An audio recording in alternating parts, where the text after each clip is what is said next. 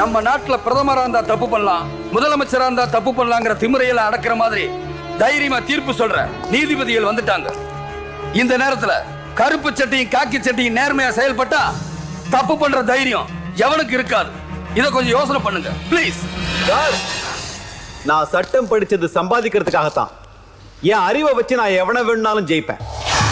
அப்படி நீங்க பேசுனீங்கன்னா ஏன் திறமைய வச்சு எவனை வேணும்னாலும் ஜெயிப்பேன். நீ எத்தனை செக்ஷன்ல கேஸ் போட்டாலும் நான் அதை உடைப்பேன். எந்த கொம்பை வந்தாலும் நான் கை கால உடைப்பேன். அவ்வளவு தைரியம் இருக்கா உனக்கு?